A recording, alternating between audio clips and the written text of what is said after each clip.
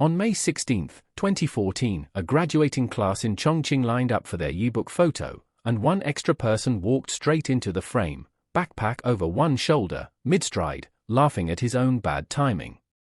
He wasn't even enrolled in that class. That accidental photobomb now hangs, permanently, in the university's history museum. Not because of anything the class did that day. Because of who that stranger turned out to be. This is Rabbit News Hallyu, and this week, an entire decade of that stranger's school photos, kindergarten through university, resurfaced online at once. Not one throwback picture. A full timeline. And a full timeline hits differently than a single old photo, for a reason we're about to get into. The stranger is Xiao Zhan.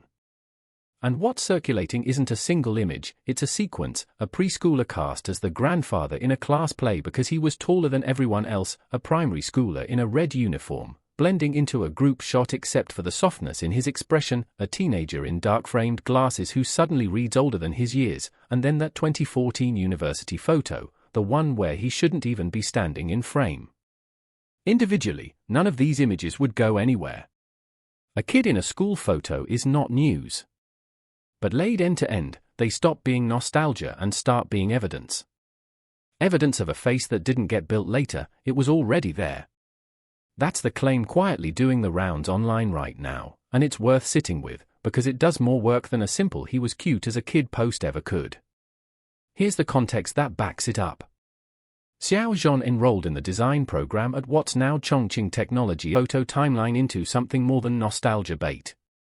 In an industry where audiences have gotten sharply skeptical of manufactured origin stories, where humble beginnings and narratives get built retroactively by PR teams, a university museum choosing, on its own, to preserve a photobomb because a former student became famous is not something a management company can order up. It's a third party validating the story without being asked to, and that kind of validation is rare enough that it tends to travel further than anything a studio could script. But the photos aren't really what's driving this back into conversation this week. What's driving it is what just got placed right next to them, a performance currently being called some of the most technically demanding work of his career. Xiao Zhan plays Qi Xia in The Infinite 10 Days, a Tencent-backed drama adapted from the novel 10-Day Ultimatum, a swindler trapped in a recurring 10-day survival loop who's reportedly lived through something like 7,000 cycles of it by the time the story catches up to him. The character is built on a contradiction, someone who lies for a living, but who is, underneath it, willing to sacrifice himself for people he barely knows. That's a hard thing to sell an audience on without tipping into melodrama, and the reaction so far suggests he's threading it. What makes the performance work, according to the discussion building around it, is restraint rather than volume. In group scenes, his eyes are doing the calculating, sharp, unreadable, occasionally cold enough to register as a quiet threat without a raised voice anywhere near it. Alone, that same face comes apart in much smaller ways, a lowered gaze, tears that read as aloud rather than performed, an exhaustion that looks less like acting technique and more like relief that no one's watching. Then there's the scene people keep circling back to, a long, unbroken chokehold sequence shot without a single cut. The visible strain along his neck and the involuntary tears are being treated as physical performance rather than emotional shorthand, and his expression shifts from panic to something closer to stubborn defiance in real time. Readers of the original novel, usually the hardest audience to satisfy on adaptation casting, have specifically pointed to how closely that scene matches a character they'd assumed was nearly impossible to get right. That's a higher bar than general praise, and it's coming from inside the group least inclined to hand it out for free. The numbers back up that this isn't just critical goodwill. After the first episode aired, the show topped popularity charts across platforms, and industry reporting attributes more than 60% of its traffic and buzz specifically to Xiao Zhan's performance, not the ensemble, not the premise, him. Meanwhile, the same production has spent the past few weeks handling something less flattering, a casting dispute that had nothing to do with Xiao Zhan directly, but everything to do with how protective this particular fanbase has become.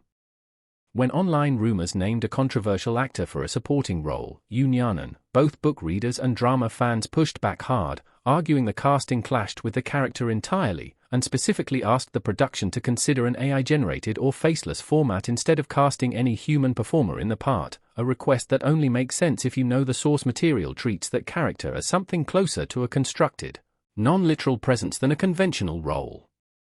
That's an unusual demand, and it's worth sitting with for a second. Fans weren't simply asking for a different actor. They were asking the studio to consider replacing a human performer entirely with a synthetic one, specifically to protect a story they cared about. And on July 22, the show's official Weibo account addressed it head-on. The rumors circulating online were false, and the role would be handled the way the campaign had been asking for.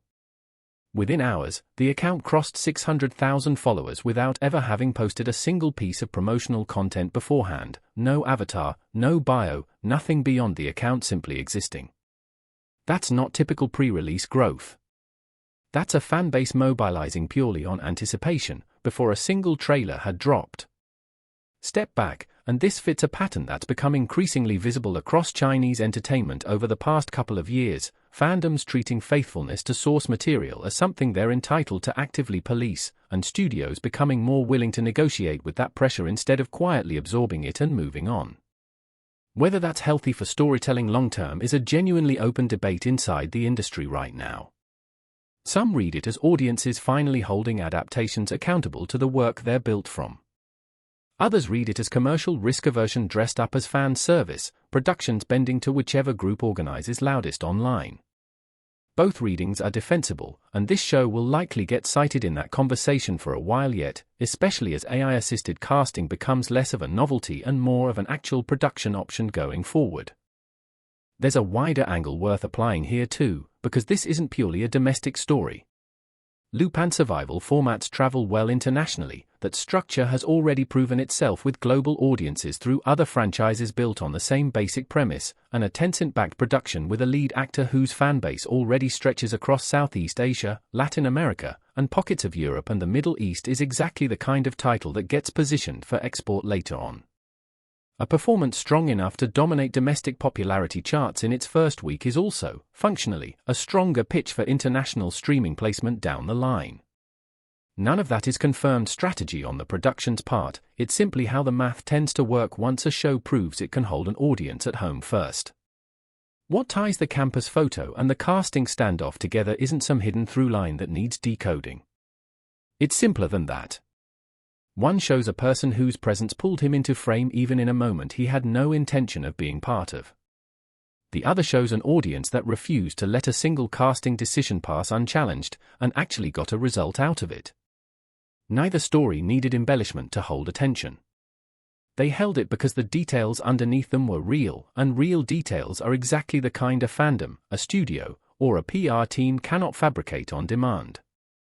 That's really the through line for his whole week, a museum preserving a photo nobody asked it to keep, a fanbase least inclined toward easy praise validating a difficult role anyway, and a production choosing to negotiate in the open rather than stay silent and wait out the backlash.